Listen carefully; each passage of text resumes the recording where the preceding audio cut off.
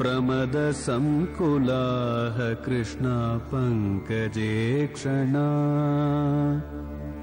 अमृतधारया कृष्णा संप्लुता इव स्तिमिततां कृष्णा ददुस्त्वत्पुरोगताः।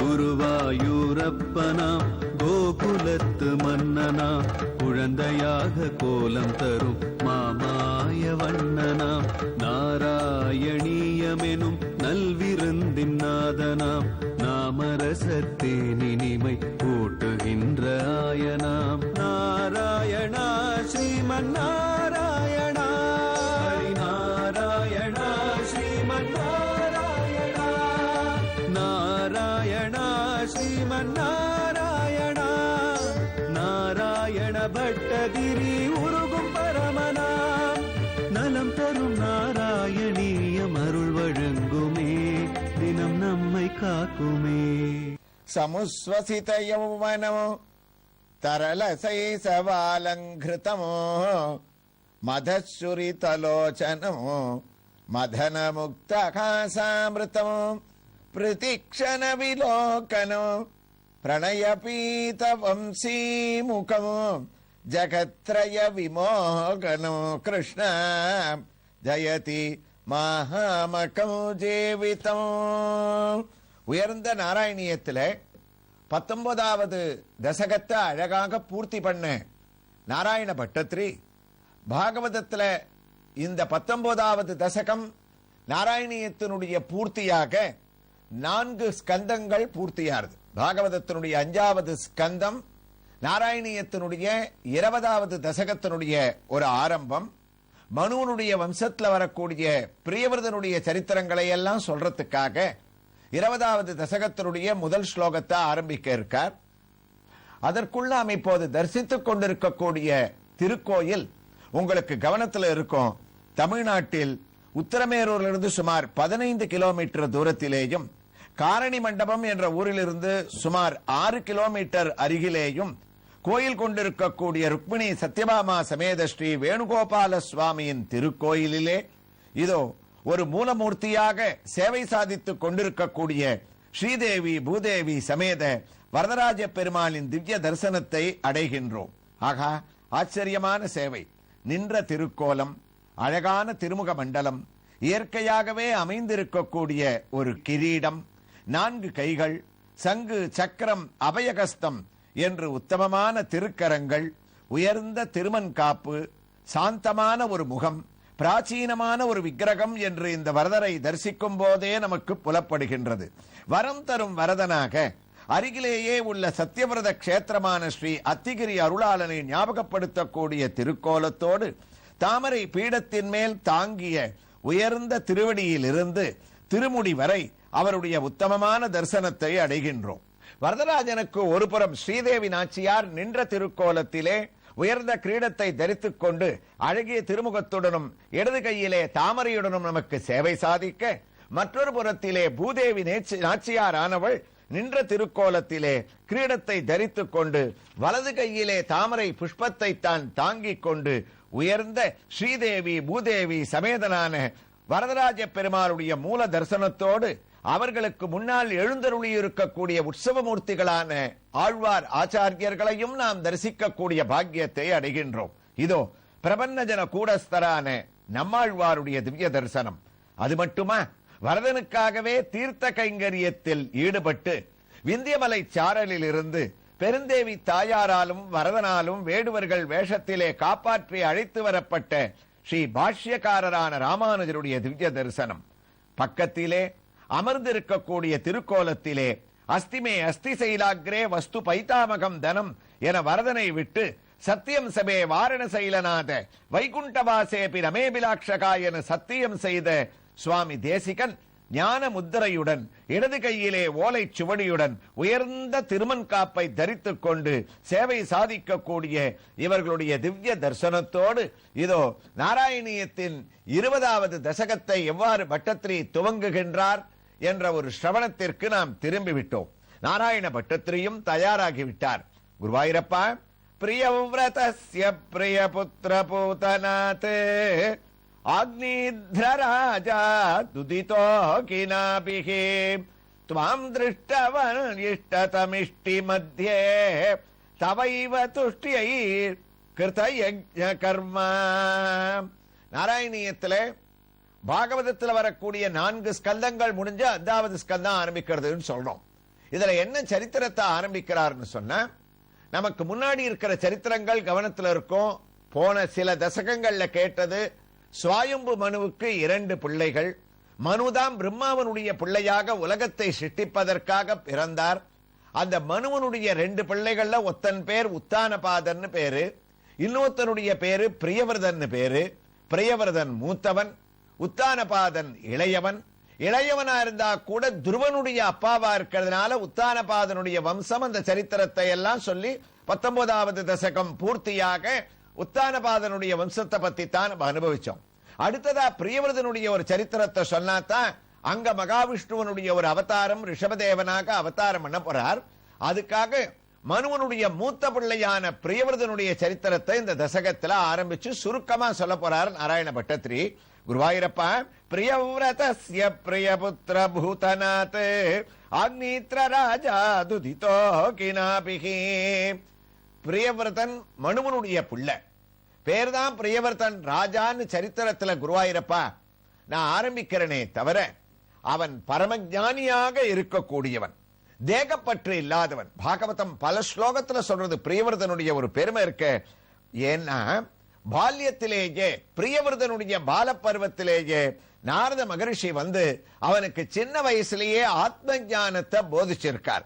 அதனால அவனுக்கு பகவத் ஆராதனம், நல்ல சிந்தனை, இதை தவிர வேற எதிலையுமே பற்று இல்லை, ஆசையே அவனுக்கு கிடையாது. இருந்தாலும் இவன் ராஜா ஸ்தானத்துல இருந்துட்டு ராஜ்யத்தை கவனிக்கணுமே.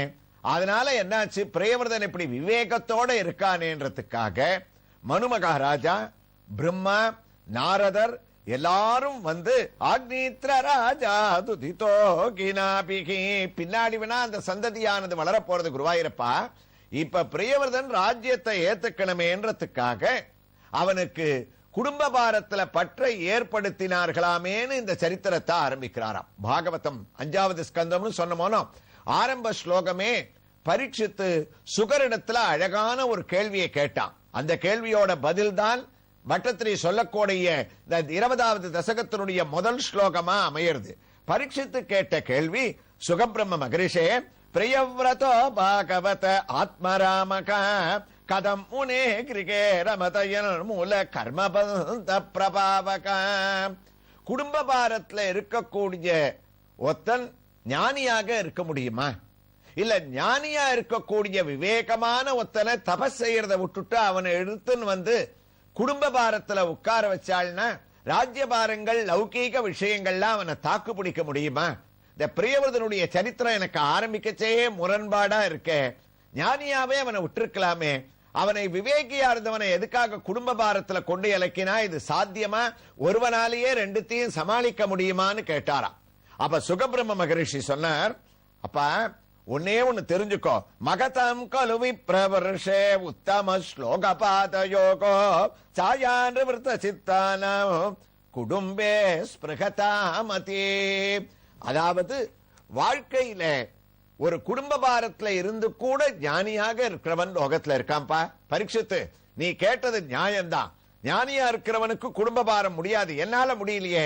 உனக்கு உபதேசம் பண்ற சுகபிரம்ம மகரிஷியான நான் எல்லாத்தையும் திறந்துட்டு தானே இருக்கேன். அதனால நீ ஒரு கணக்கு போட்டுறாத, குடும்ப பாரத்துல இருக்கிறவன்லாம் விவேகம் இல்லாதவனாக இருப்பான்னு. அதுல இருந்துண்டு கூட பட்டதும் படாததுமாக தாமரை இலை தண்ணீர் போல உலகத்துல வாழ்க்கைய குடும்பத்தையும் தாங்கிண்டு ஞானியாகவும் இருக்கான் உலகத்திலேன்னு இவர் சொல்றாராம். சுகர் சொல்றது இருக்கட்டும், உடனே நமக்கு யார் ஞாபகம் வருது? இப்பதானே இந்த திருக்கோயில்ல தரிசனத்தை அடைஞ்சோம். சுவாமி தேசிகன் அழகான சின்முத்திரையோட கையில ஓலைச்சுவடியோட காட்சி அளிச்சாரே, அவரை விட இந்த ஸ்லோகத்துக்கு ஒரு உதாரணம் உண்டா? குடும்ப பாரத்துல இருந்தா கூட பரம விவேகியாக ஞானியாக எதிலையுமே ஆசையை செலுத்தாம இருந்தாரு.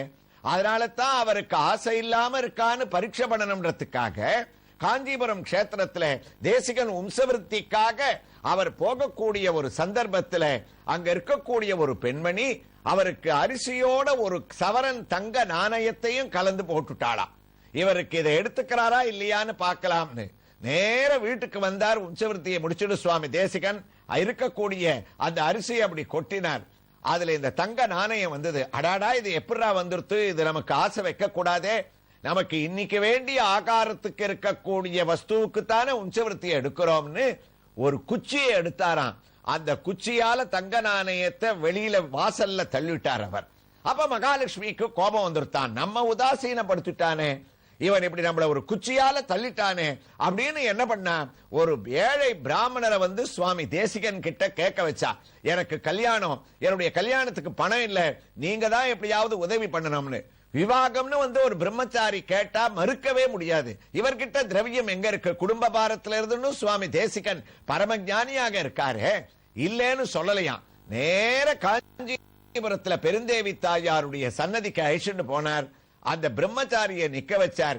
ஸ்ரீஸ்துதின்ற ஸ்லோகத்தை பரம விவேகத்தோட மானாதீத பிரதித விபவாம் மங்களம் மங்களானாம் வக்ஷப்பீட்டிம் விஜயனோ பூஷயந்தீம் ஸ்வகாந்தியா அப்படின்னு, அம்மா நீ அனுகிரகம் பண்ணக்கூடாதா இந்த பிரம்மச்சாரிக்கு? எங்கிட்டக்க வசதி இல்லைன்னு உனக்கு தெரியுமேன்னு மகாலட்சுமியை சோஸ்திரம் பண்ண ஆரம்பிச்சார்.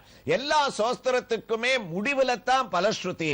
ஆனா இந்த சோஸ்திரத்துக்கு மாத்திரம் இவர் பேர்ல கோச்சிட்டுத்தானே மகாலட்சுமி பிரம்மச்சாரியை அனுப்பினா. ஆனா இவர் பண்ண ஒரு சோஸ்திரம், விவேகமான பேச்சு. யஸ்யம் யஸ்யம் திசி விகரதே தேவி திருஷ்டி ஸ்துதிஜா தஸ்யம் தஸ்யாமகமகமிகம் தன்வதே சம்பதோ காகம் கொண்டு வந்து வருஷிச்சுட்டா அப்படியே தங்க நாணயங்களாக. பிடிச்சுக்கோன்றார். இன்னைக்கு கூட காஞ்சிபுரத்துக்கு போனோம்னா பெருந்தேவி தாயாருடைய சன்னதிக்கு எதிர வரைஞ்சிருக்கக்கூடிய படத்துல இந்த காட்சியை நம்ம பார்க்கலாம். அப்படியே பிடிச்சுக்கோன்றா கொட்டுறது. எனக்கு இது போதும், நீங்க சொன்னதுனால தான் இந்த திரவியம் எனக்கு வந்தது, இதுக்கு மேல அதிகமா இருக்கிறத நீங்க எடுத்துக்கோங்க நானா சுவாமி தேசிகனேன். அவர் சொன்னார், அப்பா இதெல்லாம் எனக்கு வேண்டவே வேண்டாம், உனக்காக வந்தேன், பெருந்தேவி தாயார் உனக்காக வருஷிச்சிருக்கா, அதனால உனக்கு என்ன தேவையோ எடுத்துக்கோ, இதுல ஒரு காசு கூட நான் தொடக்கூடாதுன்னு ஸ்லோகத்தை முடிச்சுட்டு கிளம்பி போயிட்டாரா. அப்படி ஒரு விவேகம். தனஞ்சய விவர்தனம் தனமுத்தூட கோவர்தனம் சுசாதனம் அபாதனம் சுமனசாம் சமாராதனம். மகான்கள் தேசிகன் மாதிரி இருக்கிறவா சொல்லக்கூடியது குடும்ப வாழ்க்கையில இருந்தா கூட அர்ஜுனனை தூக்கிவிட்ட தனஞ்சயனான கிருஷ்ணன் தான் எத்தனை தனம் சொல்றார் பாருங்க. கிருஷ்ணன் தான் எனக்கு தனம். கோவர்தனத்தை தூக்கி பிடிச்ச கோவர்தனோத்தாரணம் பண்ண கோவிந்தன் இருக்கானே அவன் ஒரு தனம். எல்லாத்த விட நல்ல கதையை கேட்கக்கூடிய சுமனசாம் கண்ணனையே மனசுல தியானம் பண்ணக்கூடிய தனம் ஒரு. அந்த தனத்தோட சாது சமாராதனம், சாதுக்கள் எங்க இருக்காளோ அவர்களோட சேர்க்கக்கூடிய சேர்க்க இருக்கே, இதெல்லாம் தனம் தனம்னு நினைச்சுட்டா குடும்ப வாழ்க்கையில கூட அவன் ஒரு பரம பக்தியான ஒரு ஞானியாக இருக்கலாம். அப்படின்ற ஒரு உதாரணம் பிரியவிரதன் அப்படின்னு அந்த சரித்திரத்தை பிரியவிரதஸ்ய பிரியபுத்திர பூதநாத்னு ஆரம்பிச்சு தொடர்கிறார் நாராயண பட்டத்திரி. 20வது தசகத்தின் முதல் ஸ்லோகத்தை எவ்வாறு தொடருகிறார் என்ற ஒரு வைபவங்களை இந்த ஐஷூரில் எழுந்தருளி இருக்கக்கூடிய ருக்மிணி சத்யபாமா சமேத ஸ்ரீ வேணுகோபால சுவாமி மூலமூர்த்தியின் திவ்ய தரிசனத்தோடு நாம் தொடர்ந்து கேட்கலாம். ஸ்ரீ கிருஷ்ணாய துப்யம் நமக. நாராயணா ஸ்ரீமன்